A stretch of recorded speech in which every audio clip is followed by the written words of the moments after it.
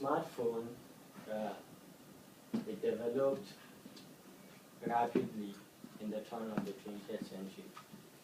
Where you have, this is like a brief abstract and introduction based on the project I'm going to present. So smartphone, it gained like popularity and it rose to fame in the late 90s and throughout the 20th century. So smartphone basically now can do a lot of things that before you have to do it with your computers or laptops, and it solved a lot of problems and manpower, and it saved a lot of time. Where you have to go with your laptop or you have to use your desktop or something like that, now you have it all in your smartphone inside your pocket. So to cut it short and start with what I have here, smartphone sales raised shipments of these devices to nearly equal to those of future phones. Okay, there are two types of smartphone. There's the future phone and there's the smartphone. According to the International Data Cooperative Vendors, about 482.5 million mobile phones have been sold in the last quarter of 2011. Here you have all the data showing how the data is rising in the smartphone market. The high-growth smartphone market, though dominated by Samsung and Apple, still presents ample opportunities for challenges. Well, the two biggest companies dealing with smartphones, Apple and Samsung, they are like 5 top companies dealing with it. But Apple, as you all know, and Samsung are in a sort of rivalry and clash for power and development. So a good example here is you have Hawaii, which overtook LG as a top 5 vendor in the overall mobile phone market, past HTC as well to become a top 5 smartphone. So you have the Apple, Samsung, Hawaii, LG, and HTC as the top 5 smartphone vendor. Both companies have grown volumes by focusing on the mass market, but in recent quarters they have turned their attention toward higher-end devices. In addition, both companies, that's talking about Samsung and Apple, have pushed the envelope in terms of industrial design, with larger displays and smaller form factors, as well as innovative applications and experiences. So I'm going to briefly explain the top 5 major smartphone markets in the world. So in Samsung set a new record for the number of smartphones shipped in a single quarter and in a single year. Its broad and deep line of Android smartphones, particularly the Galaxy branded Android family, combined with sustained demand for its mid-range and entry-level models to account for the remarkable shipment volumes. Samsung will continue to rely on Android as its primary operating system. However, as the move to Tizen will not likely take place now. Then you have Apple. Apple, basically, it's the largest and #1 smartphone selling company in the world. With Apple, they are developing and they are growing, their increase in shipment and marketing and production and advancement and technology is going way far above all the other 4 companies. Samsung is given a good competition to them. So Apple's record iPhone shipments in the quarter were driven by success in China, where shipments more than doubled, as well as the US, where 6.2 million iPhones were activated on Verizon alone. Interestingly, the company's success was due to a large part of older models, in particular the iPhone 4, which Apple couldn't make enough of in the quarter relative to demand. Well, the quarter I'm talking about is I took 2011 yearly analysis of the shipment and sales of smartphones in the world. So due to the 2011, I'm trying to show the increase and competition in the smartphone market. So its sales success with the older model will portend success in higher growth emerging markets where the company has performed well. Then you have Sony. Sony's strategy for becoming the worldwide leader in mobile entertainment, combined with its growing portfolio of high-end smartphones, drove its smartphone volumes higher throughout the year. This marks a significant improvement since Sony acquired Ericsson's stake in 2011 in the Sony Ericsson joint venture. Sony introduces its new Xperia TL. Well, I'm sure you all know about the new Sony Xperia TL. And recently it announced the addition of the Xperia Z and the Xperia ZL to be launched in 2013. Then you have the ZTE. ZTE maintained its spot among the top 5 smartphone vendors globally thanks to continued international diversification efforts last quarter. The vendor also shipped more smartphones than future phones for the first time. ZTE has grown its smartphone sales of late thanks primarily to an uptick in lower cost smartphone sales in many emerging markets. The company has traditionally relied on sales of phones to China, where the company is based. Notable progress has been made in developed markets. Well, you have China and United States. They are the major two world's largest smartphone company productions and sales. Okay, this is a pie chart of the top 5 worldwide smartphone vendors in the 2011. So you have the Apple, Samsung, HTC. Well, it's a bit of an error. It should be the ZEE inside and the Sony. Well, but you have this. You can see that Apple is right here with the much more percentage of sales and production, followed by Samsung. Then you have Sony, and the rest follows. Smartphone features. So I'm going to explain basically the features of the smartphone and what made its market to rise and gain popularity, and it's overtaking the use of PCs, laptops, and all. Smartphones packed with several features are capable of performing such complex tasks that most people are hooked to these gadgets more than to their computers. It performs most of the tasks that is generally performed on a laptop or a PC. Well, now with your smartphone, you can do whatever you can do before on a PC or laptop. Where in the 10 years back, you have to work on your computers for some certain kind of office works or school works or browsing or anything. Now you have all that in your smartphone. For example, the latest Apple iPhone 5, it consists almost everything and even more features and programs than PC will have. So it also includes different applications with which you can edit Microsoft Offices. Well, I've just explained this. The device also provides access to the internet higher speeds. Another obvious feature of a smartphone is its touchscreen keypad, similar to a computer keyboard or typewriter. So another development is on the PC, as even now as an example, if you take your smartphone and try to browse the website, you'll see that it is far much faster than doing it on your PC or laptop. So the connection is far much more in smartphone than the ordinary PCs and computers. Well, the standard of smartphone features, you have the basic phones, which is like the small phone, which has the basic necessities. Just a second so that I can explain it to you. Can I use this? Yeah, sorry. So here you have, this is like the basic phone. It is Samsung. It has the messaging. It has the normal ordinary features.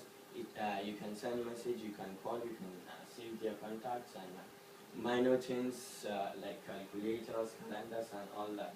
So they don't have any programs and applications like the smartphone. So with basic call and text messaging capabilities, typically these phones offer predictive text, calculators, and alarm clocks, and all that. I've just explained it. Then you have the advanced smartphone features. The advanced smartphone is the iPhone 5, Apple, Samsung. Well, basically, this is the features I'll tell you. So you'll see that with the advanced smartphone, we have all the apps, all the things.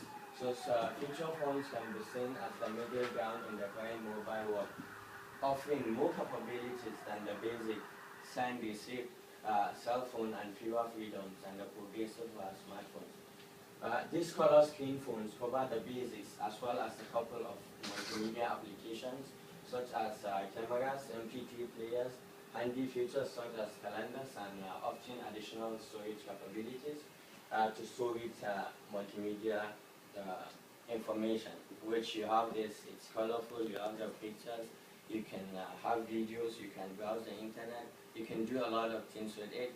Basically everything you can do with a PC, but now you can do it with your smartphone. Well, thank you.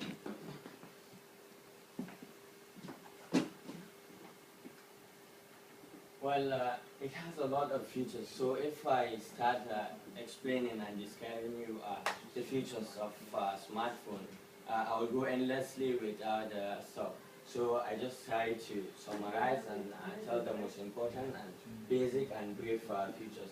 So most of them, it has this WAP capabilities. What is WAP? It's a simply put wireless application protocol which aimed at providing wireless information and telephonic services. Well, you can also have the Java enabled with Bluetooth. You can send and receive the GPRS, which you can find your location and find your way out. Future smartphones, well, in the future smartphones, there are these major social networking sites, which are the basic things that are making the smartphone market rise, you know. Now, if you look at it, what made you buy an iPhone 5 or BlackBerry or Samsung? Well, basically, these social networking sites are getting popularity, and the main factor that is contributing to the sales of smartphones. You have the Facebook, MySpace, Twitter, and there are a lot of more applications coming in every day. So there's a lot of competition in it, but with Facebook, Twitter, MySpace, they are the majority and basically bigger social networking sites. So this is particularly useful for the future phone user who has access to the mobile web but doesn't have the increased browsing and navigating power of a smartphone. Some third-party mobile web browsers, which are popular with mobile phone users and manufacturers, are often part of bundled proprietary software, which include Opera Mini, Skyfire. So these are all smaller, like third-party mobile web browsers, where, like, if you want to download music or something like that, whereby you have to browse on the internet, you can just have a simple third-party mobile browser, like Tubedi. You will just, it's for songs and videos, so you just download it directly. And browser, you don't have to go to the internet browser page to access your Facebook or Twitter. You already have the mini browser application, Facebook, Instagram, and all that, which gets you to directly to that. Well, this is the end of this one, so I'll have another to present.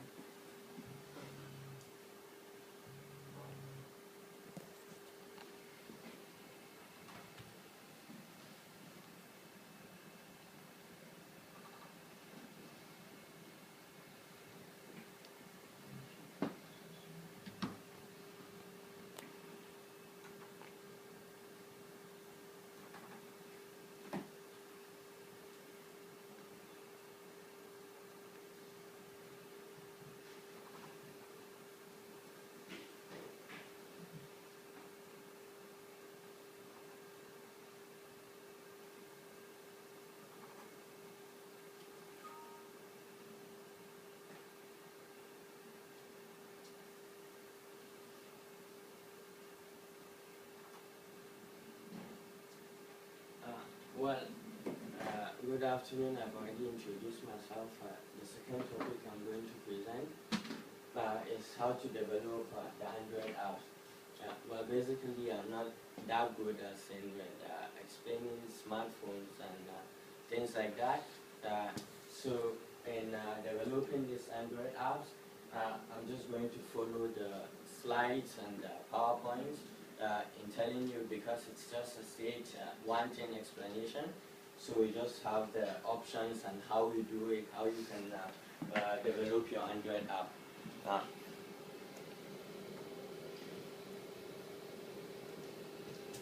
Yeah. So you have the part one, how to debug devices. You open the SDK manager, you go to the virtual design menu, you press new, select your name, target, choose your version, choose your size, skin, which is the resolution, press create and AVD. Then you go back to the SDK manager and you can create as many virtual devices. The next thing you'll do is select it, which it will display the information you have already opened in the first photo of this. So you can edit screen size, the size you want in inches. Then you launch it. On the home screen, you can go to menu settings, application, check unknown sources, an attention message will pop up, basically informing you that an unknown device has been okay, yeah, then you go to development. This will include USB, debugging, unchecked warning, warning you about what might happen in developing the project. Then you press OK, which they will ask you in the short information, do you want to do this? And yes, you want to do that. Stay away, allow mock locations, turn off when not in use, connect your phone, USB debugging, plug your USB charge, the icons will display, your computer will then recognize your work, your software, your hardware devices. So you don't need to go through this process or set up all the time. So you can just check the options, start emulator. Just start, you don't need to develop one for every project. So you only need to create a new virtual device for every time you want to create a new setup. You will then have your thing. So to cut it short, I forgot to explain it in the first place. Well, this second part of my presentation, my lecturer here had me to go to this website, which is a tutorial on how to develop Android apps. So I'm basically explaining what I learned from the tutorial and what I grabbed, and that is what I'm explaining now in my own words and explanations which I grabbed. So you go to development, it will, okay, sorry, the next slide. So you'll have your main page set up, including keyboard, call options, camera options, etc. etc. On the home screen, go to menu, setting application, check unknown sources, an attention message will pop up, basically informing you that unknown sources, not from the Android market, can check on your app. So you go to the Android app, you have the basic apps there. Then part 2, creating application. Well, you go back home, open up Clips window, your app will start, it will display my app started, install the Android app developer, add plugins. You will then have options which include SDK manager, click on wizard, click on new product wizard, choose a name for your app, go to content, choose your work base at the beginning, go to build a target, and set it up whatever you want. So next, you'll have the standard Android platform. You select the app name, packaging, i.e. organization or demo, and it should be like this in full, like demo, this is how you write it, demo and dot, Android prep, my great app. You can choose any name you want, this is just an example. Then you create activity, which is optional, mini SDK version, the minimum your Android app will have, set the list, put the app version, which will be equal to the SDK version, press finish. Then you go to ADT, go to clips, it will generate all your files, folders for your app, i.e. resource folder, assets, your layout, screen values, etc. Then you have the main creator of the application. This is the diagram to show you how it is when you are doing that. So you go back to one configuration, you go back to Android app, right click, go to new, set the name, a hardware device, set the project, leave it to set to manual, click apply, choose one, choose Android device owner, choose the device to set up app to be done, either choose a emulator or device, connect the USB of your device, serial number, well this is like manual, like a manual to any kind of thing you buy, a car or something. So it's basically just explaining you the options, and you don't need to, yeah, you need to have knowledge about it, but if you just follow the simple steps I'm telling, so it will just help you to develop your Android app. So to continue, you then choose your Android device owner, choose the device to set up app to be done. Either choose emulator or device, connect the USB of your device, serial number will show up for your app, click OK, it will show you everything that has been happening. You will have the virtual configuration set up to your app. It will then launch your activity, which happens inside Java when creating the project. You press on, open your virtual device, it will tell you everything that has been happening. The run configuration setup will be sent to your virtual device with title of your, then editing and customization. So at this point, the emulator running, the hardware device setup for debugging, project is set up basically. So how do you change this setup, and how do you change background? So you go to Android icon generator or Google or search Android Asset Studio. You use image to select to download the one you had previously. You choose the effect, the size, color, resolution. You go to output images, download zip file. IP launcher will be names of files.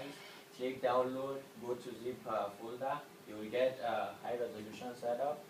Android, it protects destruction. Then you go to your folder, drag image to your folder, open XML file, go to app, set the icon in global folder. Now tell the app to use this image, go to app, icon attribute, set icon to global folder, change to the one you have downloaded, go to source, then Java file, add it to activities, open it up to see the Java code and functional, click on the icon image, it comes to a different size and resolution. Then after the project is created, you go to debug and run app, then go to run, again display button will show, right click it, go to new configuration, choose the name of your project, go to the project, browse inside all of your projects, it will show up, choose the product for this app, you change nothing, go to target, tap where you are sending your app to, you will have your virtual device, which is like a small demo and all that. So the target will automatically choose open, it should be initialized and running in the background. Then how do you change the text?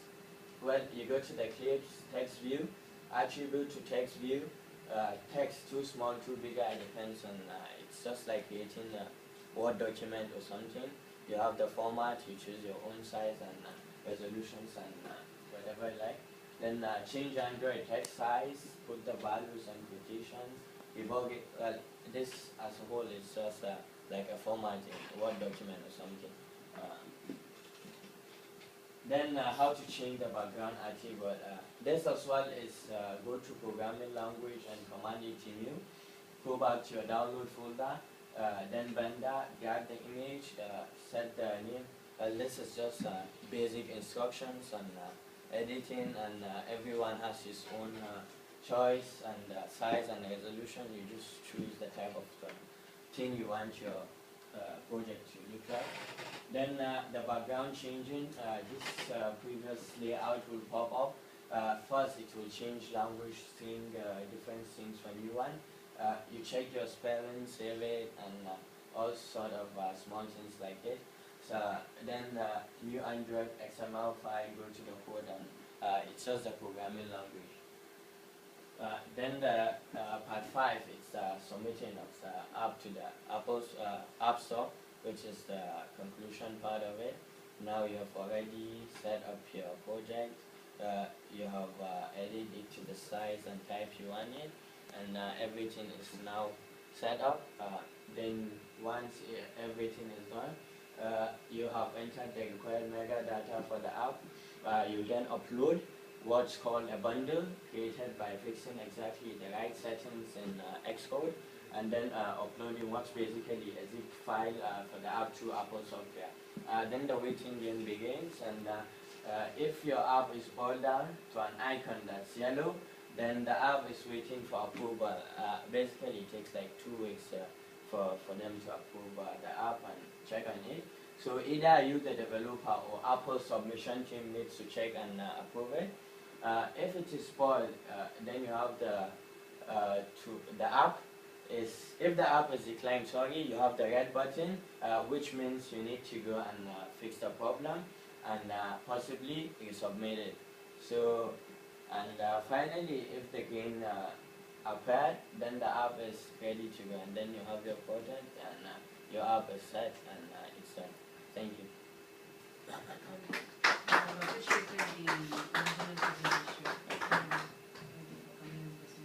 Alright, thank you as well. No problem, I'll go doing data structures first. It's not. Just snap me some good picture. Okay, cool. Picture. Yeah.